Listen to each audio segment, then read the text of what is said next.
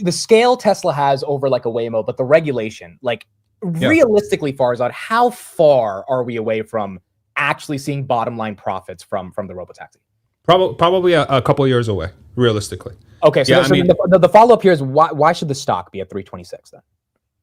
Why should Tesla be $1 trillion today? Yeah, exactly. That's the question. Right, but that's my rebuttal. Why should Tesla be $1 trillion today? I think what it comes down to is like Tesla's entire thesis from the very beginning, ever since it came on the stock market, and ever since it turned a profit in 2012, 2013, Q1 2013, I think it was the first time they had a profit.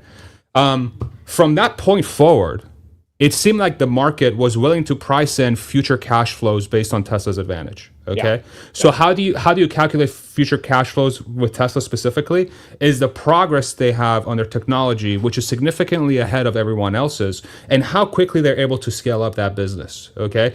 Tesla's sort of benefit from the very beginning is that they've had this leader that is willing to create different verticals with the underlying technology and foundation they've built with the company, with batteries and artificial intelligence. Okay, they started with the car. The car and the battery storage was the vessel to get that supply chain ramped up for batteries and artificial intelligence. Okay, the car was sort of the hybrid of both. And now the ongoing thesis that has been present since Tesla decided to bring self-driving in-house after they ditched Mobileye and they said, screw it, we're doing it ourselves. And they started with Navigate and Autopilot. Then they came out with FSD, et cetera, et cetera.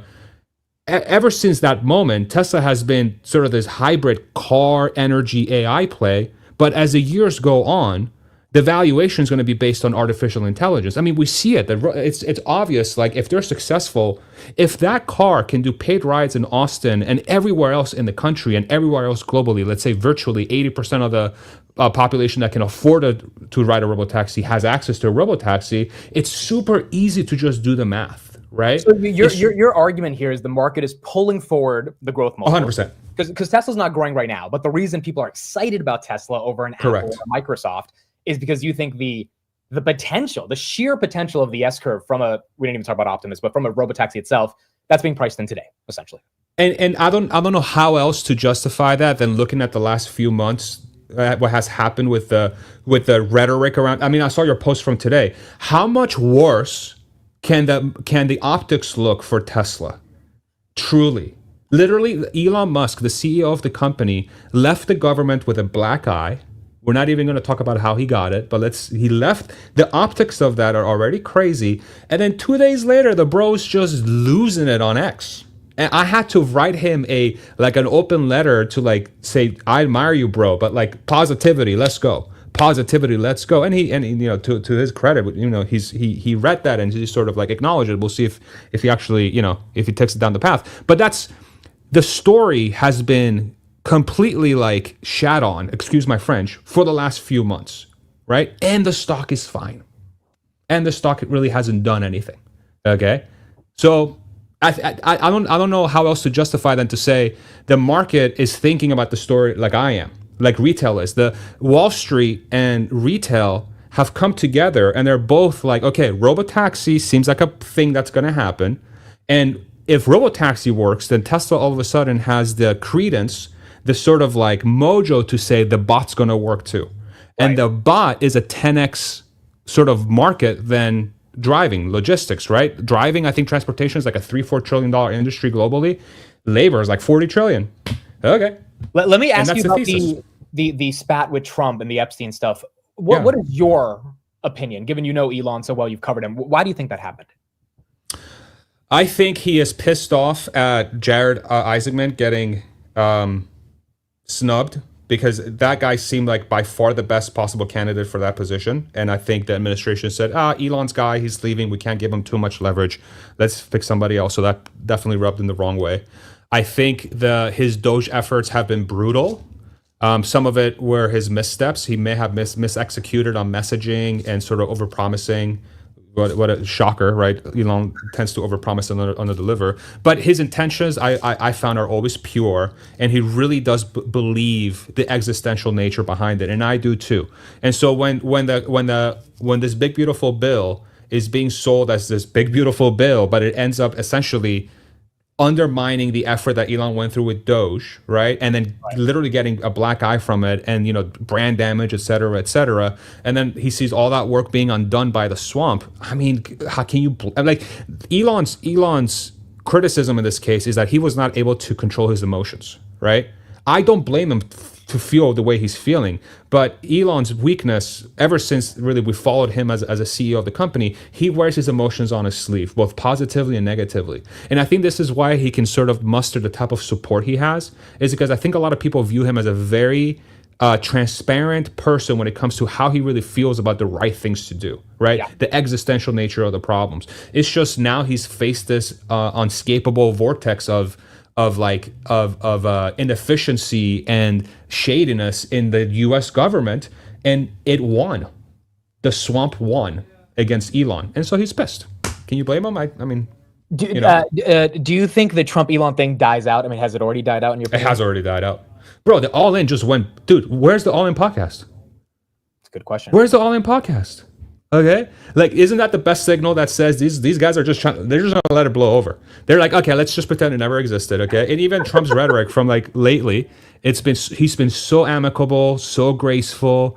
These are not words that are associated with Trump ever. What's Trump? He's a bulldog. He likes to fight dirty. He likes to get in the mud. He likes to talk shit. And when it comes to Elon, literally said the reason why the Epstein files didn't come out is because Trump is in them globally. The entire planet, from the guy that gave Trump $300 million, essentially said, yo, you are, like you say, like you've done some crazy stuff. And the guy's like, I really wish Elon the best. If he wants to call me, I'd be up for a discussion. I really like Starlink. Yeah, we're going to move the Teslas around. Huh? You're either massively implicated or you're acting like the bigger person here. Correct. Because you know that this was an emotional outburst, and I mean, this works really well for Trump, because now people that may have seen him as a shoot from the hip person, they're like, oh, okay, no, actually he's very measured. There's a lot of strategy here. He's a very polished media guy, and Elon can get very emotional when he's dramatically under stress, and when he feels like he's put in a ton of effort and he gets undermined, he's going to act a certain way. But that's his weakness, is that he can't rein that in. But with that comes the other psycho thing, which is the Model Y is driving itself. The best-selling car in the world is driving itself in Austin right now. People that are extraordinary are going to have some parts of their personality that cause 100%. Them to lash out, and then they're also going to build Neuralink, SpaceX, and Tesla. So that does make sense. Insurance. How do you think Tesla navigates robotaxi with insurance? Yeah, I think they're going to take that on. I think in most regions, at least in the U.S., so Tesla's already laid out the groundwork for Tesla insurance. It's available in a few states. I wouldn't be surprised if Tesla launches robotaxi. Is it available in California, you guys? Can somebody in the chat tell me if Tesla insurance is available in California? It's definitely available in Texas, and so it makes sense. So Texas is sort of this holy grail of friendly regulations around autonomous vehicles. So there's no city or county specific regulations. It's statewide, and the localities can't impose. It is available. Okay, thank you. So that's another one that's going to come live here soon. So the cities and localities cannot impose self-driving regulation on the company. The state regulates the autonomous vehicle technology. So it's up to the manufacturer to decide how far they want to go. Right. So Waymo's geofence area is not dictated by the state; is dictated by Waymo. So from an insurance perspective, for Tesla, they are likely. So the signal is, if they're launching in states where they also have insurance, right? By default, that's going to mean they're going to insure their own vehicles. They've collected all this data around the fleet where they have insurance already, and in a lot of different scenarios, a lot of different cases, they're much cheaper than other competitors, especially if you use FSD a lot, right? And so if I were Tesla, I'd just insure it myself. I mean, how could you not? Like, why would you want to sort of like bring on this additional layer of cost with a company potentially that doesn't truly understand the cost benefit analysis, or like the actual math behind having a self-driving vehicle? Because a lot of these insurance companies are probably going to be very, very conservative at first, because they don't truly understand the technology. So they're likely going to massively overcharge on the technology in the case of like injury, death, something goes wrong, some sort of damage to the vehicle because of the self-driving operation. So your usual insurance companies that would insure this are going to go way above, whereas Tesla's like, we know the data, We have it all. We understand it fully. We will insure it. Because what does that do long term? As self-driving vehicles become safer, right? 2 times, 3 times, 10x, 20x safer than a human, that money that you would have paid another insurance company that wouldn't have realized that type of performance from the technology as quickly as you want them to, all of a sudden you can use that for pricing power. So you're not overpaying for insurance, because that becomes your second biggest that when you don't have a driver, that automatically becomes your biggest part of the cost structure for the vehicle. Right. Why would you give that to somebody else to manage for you when you're trying to scale this in the hundreds of thousands of units per year? Right. So I think long term, Tesla's going to bring insurance in house. They're already doing it in all the locations that they can, and then over time they'll have enough data that says like look at how safe this is. Like, why wouldn't you insure this? It's like basically like the chance of injury or death is like basically non-existent, especially in relation to a vehicle that's like myself. Like I'm paying $150 a month on my Cybertruck, right? The Cybercab's probably going to be like $20, right? Because the chance of death and injury is basically not going to exist because of how safe they are. You know, Tesla 327 after hours. What do you think about regulations? Like, because Waymo, Tesla, all these guys are gonna have the same regulations to an extent. Yes. Right? So when is that unleashed for the entire industry, in your opinion? Well, I mean, so Secretary Duffy, the new Secretary of Transportation for the United States, just did a tour of the Tesla Giga Texas here in Austin, sort of talking about how important it is to have a national federal framework for autonomous vehicles. That shouldn't be a surprise to hear, since Elon was associated with the Trump administration. And that's probably one of those big wins that Elon's going to get from siding with Trump, is that you're going to have a Secretary of Transportation that's going to be willing to take on a federal framework for autonomous vehicles. Now, Tesla wins, Waymo wins, Zoox wins. All autonomous vehicle players are going to win from this regulation. So the question becomes, who can make the most cars that can drive in as many places as possible? Right. And there's only one player that has the scale. And so in any regulatory wins, Tesla's going to have an outsized win because of how many cars they build and how fungible those cars are and how many different areas you can operate them because of the technology that they use. So do you think that's a year out, 2 years out? How are you kind of thinking universally we get these regulations? Because we need that for the robotaxi thing to be official, right? Well, we need that for the earnings to come to fruition in the way that investors expect. Right. For sure. I do think that there's a level of recognition that's going to happen anyway if there are, like, let's say Tesla launches in states that are already friendly. So Florida, Texas, California, Arizona, Nevada, as an example, right? Michigan's another one, by the way. Michigan's like the sixth one that's like random, but they have very friendly autonomous vehicle regulations. In those 6 markets, you can prove out the thesis very quickly with Tesla, right? That's very nice. He's talking about you, Amit, by the way. Oh, he's talking about you.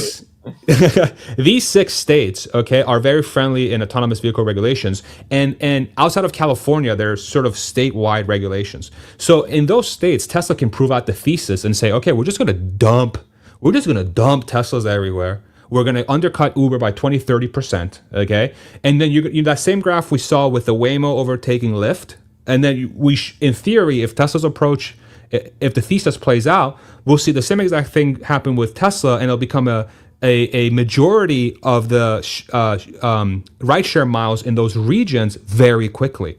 And if we see that happening in those regions, again, it's just an extrapolation. It's like okay, why wouldn't a locality approve self-driving regulations when the cost of transportation goes down when you do that? It is an unlock for the economy. People can go to work cheaper. You can move goods from place to place cheaper, okay?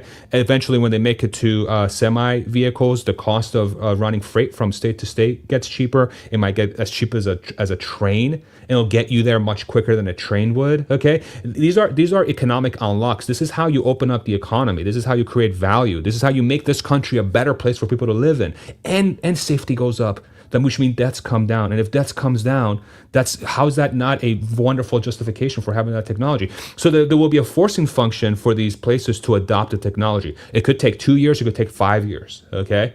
But if it works in those states that are already friendly, okay, my assumption, and if the market doesn't do this, then it's whatever, it's the market. I'm not going to force them to do it because it's literally impossible. I'm assuming the market's going to see that math and be like, okay, Tesla is majority rideshare miles by a lot in the regions that they can operate. Why wouldn't that be the same in every other place that they go live in? Right. And it's just a math exercise, right? And then on top of that, I'm rambling a lot on this, but the per unit manufacturing of these cars with the cybercaps especially, it's going to be sub 30,000.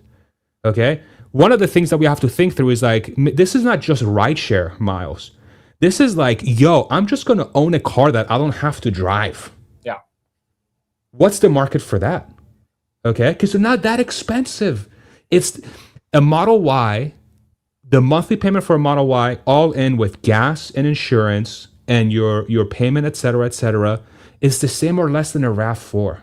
And it can drive itself. Who wouldn't want that car? Do you think this is going to be a 80-20 split between Tesla and all the competitors, or 50-50, or like, does it have to be 90-10? How do you think this plays out in the next 4 or 5 years? I think it depends on the region. I think they're going to have a tougher time getting a, say, 50 plus market share in places like China. Again, because the labor cost to drive in China is very, very low because we're just dealing with different labor rates, right? And the competition in China is much better. I still feel like Tesla has a significant advantage from a self-driving perspective, but now like it's not like you're not fighting against premium driver labor rates. You're fighting against people who are willing to drive, again, like 10 cents a mile or whatever it is. So I think in places where it's expensive, more expensive to drive relative to other places, so like truly developed nations like Europe and America, I think Tesla's gonna have, dude, like I might sound like a maniac, but like 90% plus market share when it comes to like miles driven, like by rideshare over time as the regulations open and they flood the market with these cars, right? Because the economic forcing function is too big to ignore. Again, because of that per unit cost, the safety, they own the insurance stack, they own the entire self-driving stack, they own the app, they own the manufacturing, they control every bit of cost that goes into offering the service. Uber can't do that. I was just gonna get into that. Your boy Gary Black sold everything at 360, and dumped it into Uber. 2 questions. A, was it weird for him as an institutional money manager to sell before the biggest event in Tesla's history, Robotaxi? And B, is shifting that money to Uber, is that going to be a better way to allocate capital over the next 5 years, in your opinion? Well, I'm not going to get into Gary's head. I really respect Gary. Gary is my boy. He really is my boy. That poor guy gets beat up, and he doesn't shy from speaking his mind, and I really respect that. I do consider him a friend. I really do. But I think he is so unbelievably wrong about the Uber story that I think it's going to come back and bite him in the ass. I don't understand how Uber can be competitive with Tesla. I just don't understand it. What is Uber's entire like thing? Okay, the reason why they exist is because they pair a human driver with a human rider. Okay, what happens when you no longer have a human driver? All of a sudden, they become a network where they pair self-driving vehicles with a human rider. But think about that for a second. The platform in a lot of regions, those human drivers are going to have to compete with a self-driving vehicle if they were on Uber's platform, okay? Right. And Uber has an incentive to keep those drivers on the platform, because if they stop doing rides because they can't be cost competitive with the self-driving vehicle, the number of units they have on the road plummets. And so the availability of the service plummets. And so for Uber and those other manufacturers to put the cars on the Uber platform, they're nowhere near the scale of Tesla to be able to compete with the driverless miles they're going to be able to offer, because they're only going to have a handful of self-driving cars relative to what Tesla's going to be able to offer. So for Uber to be able to have the wait times as low as they have it now, they have to artificially boost the prices for the self-driving vehicles so that their drivers don't leave the platform, because otherwise they won't be able to make a living. In a world where Tesla... What if Uber has massive amounts of self-driving cars? What if they have... From who? From the Waymos, the Zooks, maybe some Teslas? Do you think that could... They're not going to have Teslas. Why? Why would Tesla give them... Why would Tesla give their cars to Uber? What is the economic forcing function for Tesla to do that? You think there's going to be zero chance that... Zero. So then Uber's going to have to rely on any other self-driving car besides a Tesla to Correct. fill the supply side of their network, essentially. Correct. Correct. And every other and Tesla makes more self-driving vehicles per year than everyone else combined times 500. What if Uber just buys the Teslas though? And they will have to operate on the Tesla network. That it is literally set in stone. It's like written on the thing. Okay. And Elon has been very public about this. There will be, if you want to operate the Tesla as a robotaxi, it has to be done on the Tesla network. Okay. What, like truly think about it. Like, why would you give up that pricing power to Uber? It makes no sense. You have to give 15% of the per mile cost to Uber for them to even have the app. Tesla, dude, like, look at this. Okay. What is this thing right here? Look, they have an app. Okay. Weirdo? That's the name of your Weirdo. That's the name of my, yeah, because it's weird. Look at it, right? Weirdo. It's just chilling, okay? They already have an app. And that's Uber. Uber, like I get it. It's fleet management, blah, blah, blah. Who cares? It's an app. It's an app. It's an app with 170 million people using it. Oh my God. Oh my God. Do you remember? Wow. MySpace had an unbeatable moat. They had so many people on there. Wow. Look at how, okay, think about this for a second. Elon Musk on X. Once this thing goes live in Austin, okay? Check out this post from Elon Musk. At Elon Musk, posted 5 seconds ago. Happy to announce Tesla Robotaxi is now live in Austin, Texas. Hail one today for 20% less than Uber. Download the Tesla app today. Yes, 250 million followers. Okay. Yeah. How hard and then they are one and then maybe they should put the app link right there, right? They should put the app link right there. Yeah, Rockwood right there. Exactly. Bro, that's what I'm saying. Like I don't know, dude, it's like it makes no sense in a world where the driver is yanked out of the cost structure of the car. How Uber is going to be competitive? It makes no sense to me. People are like, well, there's the cleaning, there's the charging, there's all these things. Okay, wow, these are like impossible to solve for solutions. Of course they're not. You can come up with all kinds of solutions for that. You can put out bounties on the app. Hey, this Robotaxi is chilling on the supercharger in the stall. If you go plug it in right now, we'll give you $5. Hey, you want to clean this? You don't think Uber is dead? You think their market share is going to? I think Uber's dead. Okay, so you're going full on. I think Uber's dead. I think Uber is a worthless company in a world of robotaxi, Tesla robotaxi. Listen, this has nothing to do with the CEO, who I believe is Persian as well. Shout out. It has nothing to do with the staff. Okay, Uber is an unbelievable value add company right now in our present day. But in a world where you have a company that can manufacture self-driving vehicles at will in the millions of units per year, how do you compete with that? By default, for Uber to compete with Tesla, they would have to manufacture humans at will. They would have to manufacture drivers at will. They literally can't. How do they manufacture drivers? They increase the price so that there's an incentive for the driver to go on the network.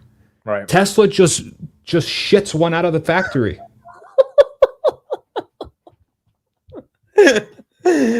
I mean, look, you're going to have Uber bulls give a counterpoint, but from a macro perspective, what you're saying is not like complicated to understand. One gets the cost per mile down.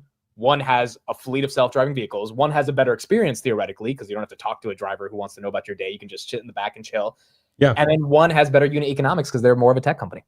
Yeah, exactly. But listen, it makes no sense to me. The Uber value proposition in the world of a Tesla robotaxi at scale makes zero sense to me. And again, 1.7 million cars per year and no tipping. Dude, no tipping, privacy, comfort, consistent UI, consistent comfort. These Teslas, like when you sit in the Tesla, it's going to be customized to your preferences, right? You'll sit in, the AC will be set exactly where you want it. The music that you want playing will be playing. Whatever show you want to watch on the TV will be there, okay? You're going to get a comfortable car. It's going to be available because the idling costs of these things is going to be next to nothing. It's just going to be electricity costs to keep this thing going. You don't have to pay somebody to be just waiting around for you. And Uber doesn't have to create surge pricing for drivers to be available for events that, let's say there's a lot of demand for drivers or whatever. Tesla just has to have enough cars available in a region for them to just go do that. And in the times where they don't have that, like the other thing that people talk about is like, okay, you have this peak trough issue with rideshare, right? Where most rides happen Friday nights and Saturday nights. What's another use case that can be used for self-driving vehicles?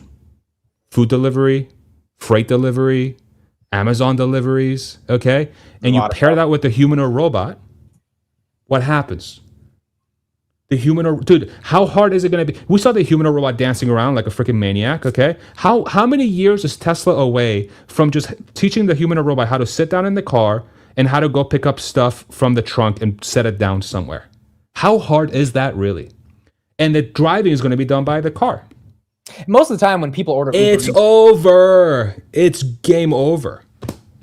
And again, when people order Uber Eats and they have to go outside, it's not that complicated to just walk down your porch and then just open the trunk or open the door of the car, right, while it's waiting for you, instead of someone literally putting it at your door. Like there's, especially if it's cheaper, right? There's a lot of different ways I think that can work out in a way that allows Tesla to have better unit economics. Okay, so we got 2 minutes left. Ultimately, your argument here is that robotaxi is happening.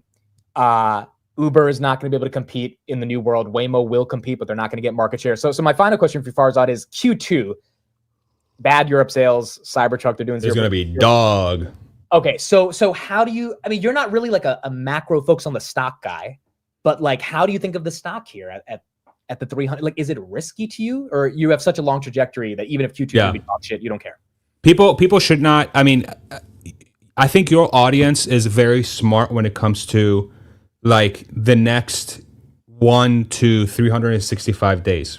I think that's where you provide an unbelievable amount of value and your audience is super smart. You also provide a ton of value for really long-term stories like Tesla, Nvidia, Robinhood, all these stories, Palantir, right? I was about to say, don't forget the main one. Don't forget her. Tesla, you mean? No.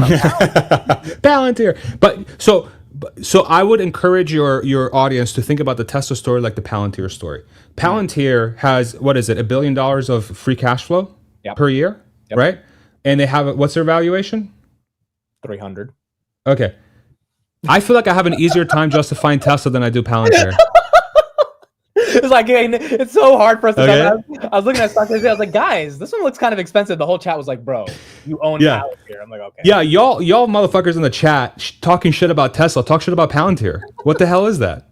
You know what I'm saying? Excuse me. I keep cursing. I'm sorry. No. Sorry. I don't mean to. So basically you're saying, look, the reason Palantir gets a multiple is because it's respected by the street, growing, etc. Tesla's not growing yet, but it will get that growth, and that's why that multiple is being pulled forward. Simple. Exactly. Yeah, and I think it's this, in the same way that Palantir is being valued like that by the market, where I think they're just viewing the long-term potential as like undeniable. I think the Tesla story is very similar. It's just not a Tesla story. I think the Palantir story, in my opinion, has. I think the Palantir story is where Tesla was 4 years ago. Yeah. And y'all need another 4 to 5 years for it to really start getting that valuation recognized and the next phase of the company recognized. Whereas I think Tesla is literally just about to start their next leg. And the last 4 years has been sort of this consolidation period for people that want to get out of the stock to get the previous profits, and the new people that are coming in that want to profit off of Robotaxi and bot. So that's how I view it. But I could be wrong. I don't know what the fuck I'm talking about. I mean, obviously. So we'll see what happens.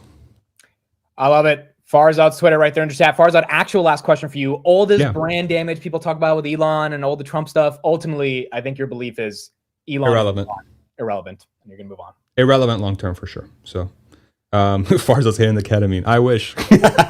I'm just naturally psychotic. You know, my wife loves it. Yo, everybody, like, subscribe. Okay, follow Amit on YouTube. I'm supposed to be telling people to do that for you. X. Okay? No, you don't no. do that for me. Amit is the GOAT Finance channel on YouTube. This dude has been working his ass off like a maniac. This guy, naturally retarded. Dude, my chat, I will say, my chat I don't disagree. I have the best chat on YouTube. I don't care. You do. But freaking Amit, dude, I'm serious, man. I'm so fucking proud of you. You do such incredible work. I'm truly so impressed by your work ethic and just how knowledgeable you are. And I think you deserve the success, and you're just getting started. And I can't wait to see where you go. AK Media merch. Go check it out. Oh, wait, it's not live yet because this guy doesn't want to make merch. Hurry up. Let's go. You can do it. Thank you, Farzad. His link will be his YouTube in the description. Thank you, Farzad. I'll see you next time. Thank you, brother. Love you, man. Love you, everybody. Later. Bye.